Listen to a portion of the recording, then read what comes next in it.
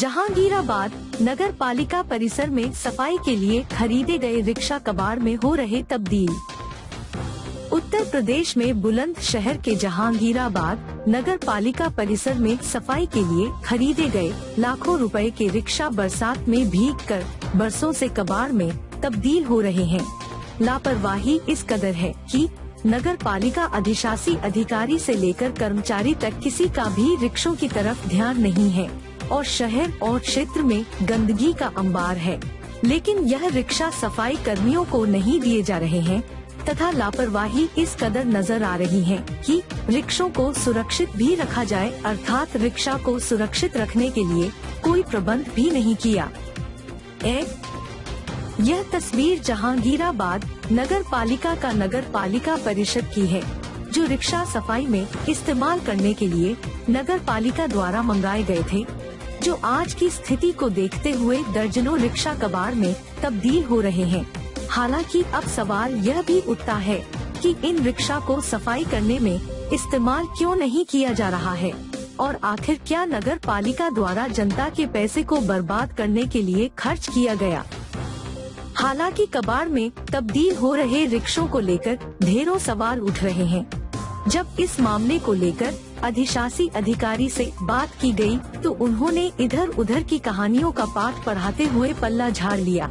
वहीं जब कबाड़ में तब्दील रहे रिक्शों की बात सभासद मोहित शर्मा से बात की गई तो मोहित शर्मा ने नगर पालिका के कारनामों की पोल ही खोल दी और कहा कि कई बार उनके द्वारा अधिशासी अधिकारी से शिकायत की जा चुकी है, परंतु वह रिक्शा कबाड़ में तब्दील होने के लिए मजबूर है, ना ही तो उन्हें इस्तेमाल किया जा रहा है और ना ही उन्हें सुरक्षित जगह में रखा जा रहा है। तथा मोहित शर्मा का कहना है कि नगर पालिका जहांगीराबाद में तो नगर में साफ सफाई की व्यवस्था पर पूर्ण रूप से ध्यान नहीं दे रही है। नगर में जगह जगह गंदगी का अंबार लगा रहता है और शिकायत करने पर भी कोई कार्यवाही नहीं होती है तथा नगर पालिका द्वारा अनियमित रूप से जनता के पैसे को बर्बाद किया जा रहा है। क्या नाम है आपका? मेरा नाम जितेंद्र कुमार और मोहित शर्मा सभासद है। मैं वार्ड नंबर 24 मोहल्ला किला से सभासद हूँ। अच्छा मोहित जी, नगर पालिका जहांगीराबाद में ई रिक्शाओं का अंबार लगा हुआ है, वो जंग खा रहे हैं, इस पर बेल चढ़ रही है, तो इस बारे में आपका क्या कहना है? ऐसी सर काफ़ी चीज़ हैं जो स्वच्छ भारत अभियान को पलीता लगा रही है नगर पालिका हमारी। ईओ मैडम को हमने एक मल की शिकायत करी थी, खुलेआम नाले में मल बह रहा था, उसकी सारी वीडियो मेरे पास संलग्न है और मेरी काफ़ी हॉट टॉक भी मैडम ने कही, मेरा काफ़ी मोरल डाउन भी किया, मगर मैं अपनी बात पर खरा साबित होऊंगा। सारी चीज़ों के लिए मैं डीएम सर के पास भी गया हूं, उन्होंने मुझे आश्वासन दिया है कि आपकी चीज़ें सारी ठीक होंगी अगर आप सही हैं तो। बाकी इतना मन दुखी है, नगर पालिका में जिन चीज़ों की कोई आवश्यकता नहीं है वो चीज़ें बहुत बड़ी तादाद में खरीदी जा रही हैं।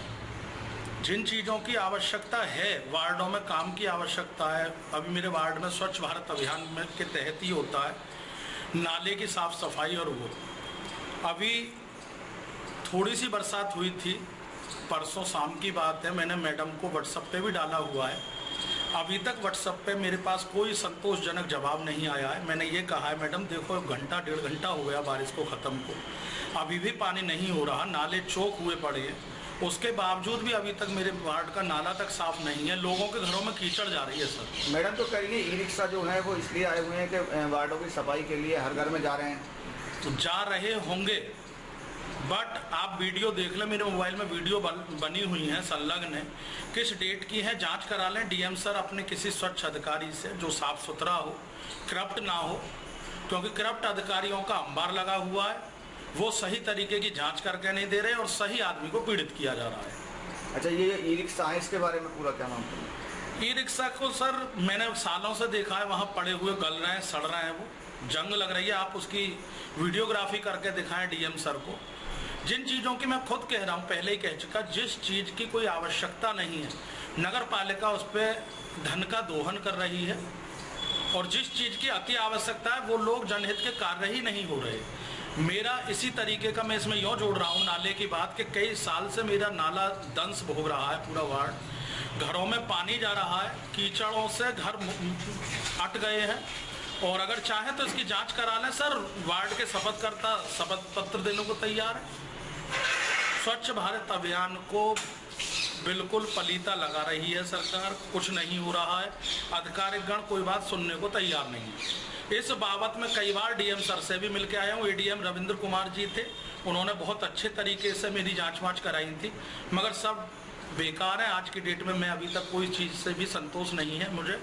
मेरी जांच आख्या मुख्यमंत्री पोर्टल पे भी चल रही है। जांच आख्या बिना मेरे संज्ञान में लिए आधिकारिक गण भेज देते हैं।